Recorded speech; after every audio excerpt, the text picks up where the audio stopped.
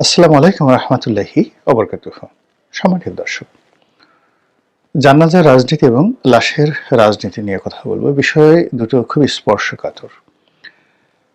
বেগম জিয়ার মৃত্যু, তার জানাজা এবং একই সঙ্গে কয়েকদিন আগে উসমান হাদির মর্মান্তিক হত্যাকাণ্ড এবং তার জানাজা।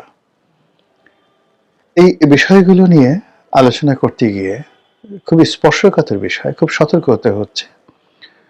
কারো আবেগে যেন আঘাত না লাগে, কেউ যেন কষ্ট না পান, এবং আমি যা বলতে চাচ্ছি সেই কথাগুলো যেন সুন্দরভাবে বলতে পারি, এজন্য মহান আল্লাহ সাহায্য চাই।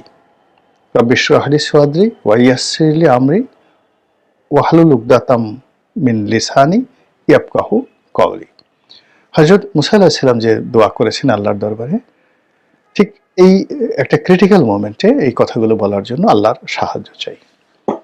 প্রথমত, বেগম জিয়া যখন অসুস্থ হয়ে হাসপাতালে গেলেন, আমাদের একটা বিরাট অংশ যখন যেদিন তাকে ভেন্টিলেশনে নেওয়া হলো, সেই দিন তার সম্পর্কে দেশের বেশিরভাগ যারা পলিটিক্যাল অ্যানালিস্ট, তারা বলার চেষ্টা করেছিলেন যে তার অবস্থা খুবই ক্রিটিক্যাল।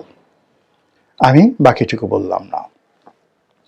এরপর বিএনপির যারা সমালোচক, তারা আরও নানা রকম নেতিবাচক কথাবার্তা বলেছে, এবং এই কথাগুলো শুনেই বিএনপির যারা লোকজন রয়েছেন, তারা বেগম জিয়ার চিকিৎসা, বেগম জিয়ার অবস্থা, তাকে বিদেশে নেওয়া, এগুলো নিয়ে তারা নানা রকম কথাবার্তা বলেছেন। এবং এরই ধারাবাহিকতায় তার একমাত্র পুত্র জনাব তারেক রহমান সাহেব বাংলাদেশে আসছেন। দ্বিতীয়ত, যে একই সময়টাতে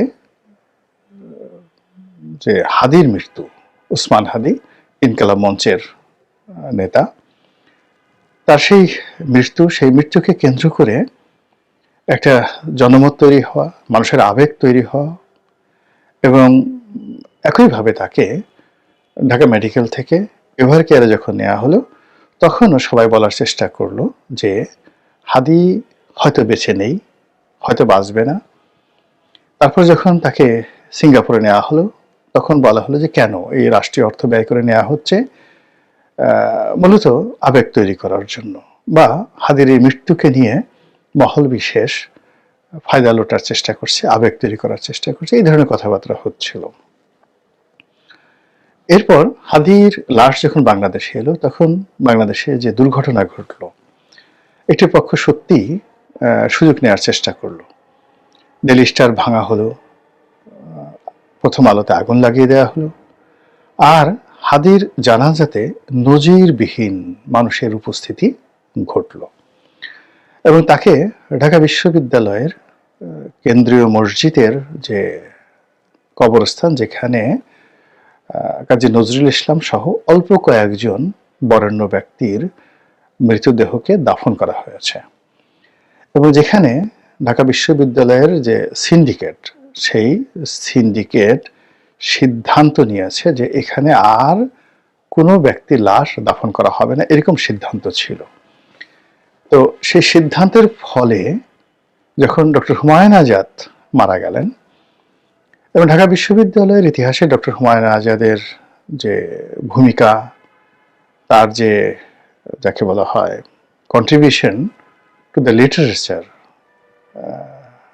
সেই অর্থে তার যারা ভক্ত, তারা প্রাণান্ত চেষ্টা করলেন যে তাকে ঢাকা বিশ্ববিদ্যালয়ে এই কবি নজরুলের এই জায়গাটাতে কবর দেওয়ার জন্য। কিন্তু ওই যে বিশ্ববিদ্যালয়ের সিন্ডিকেট, তাদের যে সিদ্ধান্তের কারণে সেখানে আর দাফন করা সম্ভব হলো না।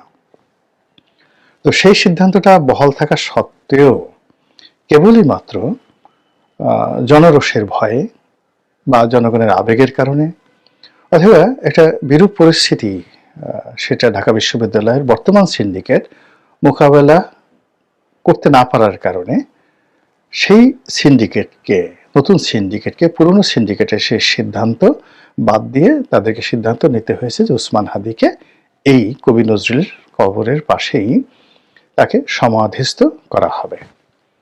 তো এটা অনেকে মনে করছেন যে উসমান হাদিকে আবার শহীদের মর্যাদা দেওয়া হয়েছে, এবং তাকে নিয়ে বাংলাদেশের যে রাজনীতির একটা অংশ, মহল বিশেষ রাজনীতি, বিশেষ করে জামায়াত ইসলামী ওসমান হাদির এই হত্যাকাণ্ড মৃত্যুকে নিয়ে তারা রাজনীতি করার যে চেষ্টা করছেন, এটা নিয়ে আমাদের দেশে যখন যাকে বলা হয় নানা রকম তর্ক বিতর্ক চলমান, আবার জামাতের লোকজন হয়তো না, কিন্তু আরো অনেক লোকজন, বেগম জিয়ার হাসপাতালে অসুস্থতা, তারেক জিয়ার দেশে ফিরে আসা, তারপরে ডক্টর জুবাইদুর রহমানের ফিরে আসা, বেগম জিয়াকে অসুস্থ অবস্থায় ইংল্যান্ডে নেওয়ার জন্য সেই কাতারের এয়ার অ্যাম্বুলেন্স আসা না আসা, এবং সর্বশেষ তার মৃত্যুর যে ঘটনা, এগুলোর মধ্যে বহু মানুষ যে রাজনীতির গন্ধ পেয়েছে, এগুলো নিয়ে আমি আর এখন কোনো কথা বলবো না।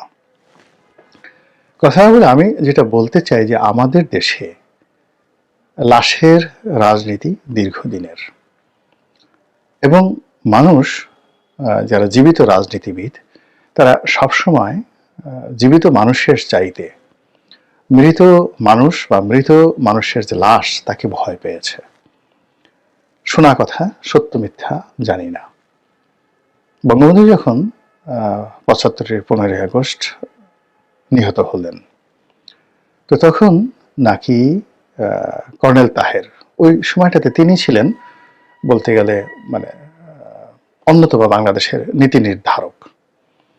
তো তিনি বলেছিলেন যে তাকে কেন তোমরা ওই দাফন করলে টঙ্গিপাড়ায় গিয়ে, ওখানে তো আগামী দিনে ওটা একটা যাকে বলা হয় মাজার হবে, ওটাকে কেন্দ্র করে সারা দেশের মানুষ সেখানে যাবে, তো কাজেই ওটা ওখানে না দিয়ে তোমরা সমুদ্রে ফেলে দিতে লাশ, তাহলে এটা নিয়ে ভবিষ্যতে রাজনীতি হতো না।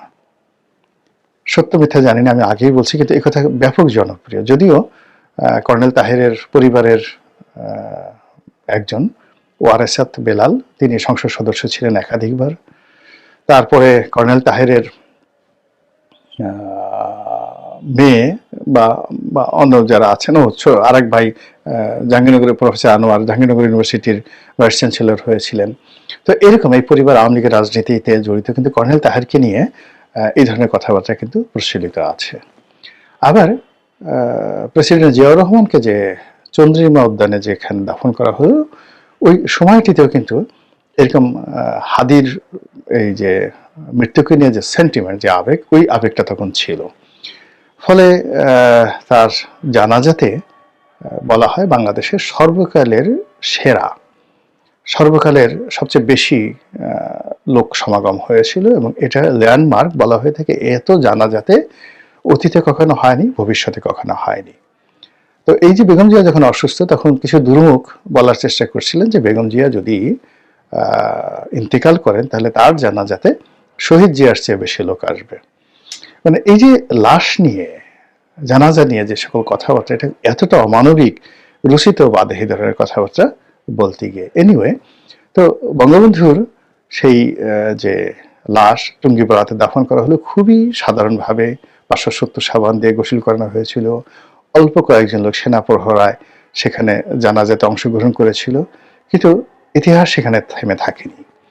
তার সেই সমাধি সৌধকে কেন্দ্র করে টুঙ্গিপাড়াতে এখন যা হয়েছে, এবং ওটা মানে জীবিত বঙ্গবন্ধুর চাইতে বঙ্গবন্ধুর সমাধি এখন অধিক শক্তিশালী। জীবিত বঙ্গবন্ধুর চেয়ে বঙ্গবন্ধুর যে লিগেসি অনেক বেশি শক্তিশালী হয়ে পড়েছে। এটা মানে আমাদের দেশের রাজনীতিতে রাজনীতিবিদদের একটা প্রাপ্য।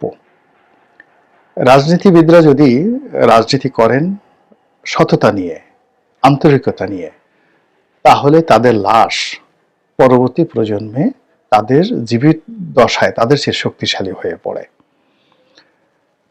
তো এই যে বঙ্গবন্ধুর সমাধি নিয়ে যারা আওয়ামী লীগ করেন তারা জানেন, এমনকি তার সেই সমাধিতে তারেক রহমান সাহেব গিয়েছিলেন, এবং বি চৌধুরী সেখানে যাওয়ার কারণে প্রেসিডেন্ট হিসেবে তিনি যখন গিয়েছিলেন, তার যাওয়ার কারণে তার চাকরি চলে গিয়েছিল। এরকম নানা রকম মানে লাশকে কেন্দ্র করে, মৃত ব্যক্তির কবরকে কেন্দ্র করে হাজারো রকম এরকম কীর্তি কাহিনী ঘটে থাকে। তো আপনি যে কিশোরগঞ্জে দেখেন যে পাগলা বাবার মাজার আছে, পাগলা বাবার মসজিদ আছে। তো সেই মসজিদে এক দুই তিন মাস পর পর দেখা গেল 3 কোটি 4 কোটি 10 কোটি 12 কোটি টাকা সেখানে সেই দরিদ্র মানুষ দান করে যায়, সোনা গয়না থেকে শুরু করে সমস্ত কিছু। তো পাগলা বাবা জীবিত অবস্থায় তিনি কয়বেলা খেতে পেয়েছেন, কি করেছেন আমি জানি না, কিন্তু তার মৃত্যুর পরে এরকম তার লাশ কত শক্তিশালী হয়ে পড়ে। তো জিয়া রহমান সাহেবের মৃত্যুর পরেও এই যে চন্দ্রিম উদ্যানে তার যে লাশ, সেখানে বিএনপি নেতাকর্মীদের উপস্থিতি, এটি আওয়ামী লীগের মনে নিদারুণ যাকে বলা হয় হতাশা তৈরি করেছে, ক্ষোভ তৈরি করেছে যে আমাদের কত কষ্ট করে সেই টুঙ্গিপাড়া যেতে হয়, আর এখানে একেবারে সংসদের পাশে চোখের সামনে কিছু হইলেই হাজার হাজার বিএনপি নেতাকর্মীরা সেখানে যায়, ফুলের মালা দেয়, সেখানে কবর জিয়ারত করে।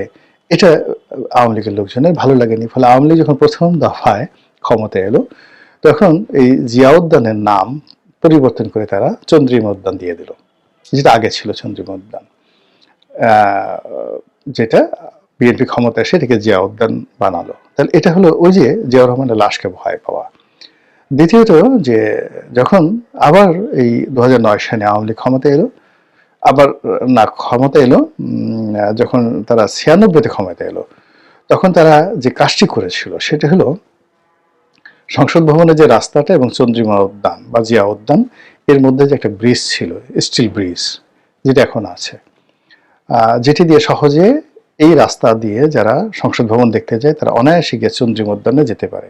এই জিনিসটুকু আওয়ামী লীগের লোকজনের সহ্য হয় না, তারা এই ব্রিজটা সেখান থেকে সরিয়ে নিয়ে গিয়েছিল এবং এজন্য বিএনপিকে আন্দোলন করতে হয়েছে, লড়াই করতে হয়েছে, হরতাল দিতে হয়েছে। এটা হলো লাশের রাজনীতি। আর 2009 থেকে পুরো সময়টা আওয়ামী লীগ চেষ্টা করেছে যে এই কবরস্থানটি এখান থেকে সরিয়ে নিয়ে বগুড়া বা অন্য কোথায় স্থানান্তরিত করার জন্য, কিন্তু তারা লাশকে ভয় পেয়েছে, মানে প্রচন্ডভাবে তারা কিন্তু সাহস করেনি যে এই কাজটি করতে গেলে হয়তো সারা বাংলাদেশে আগুন লেগে যাবে।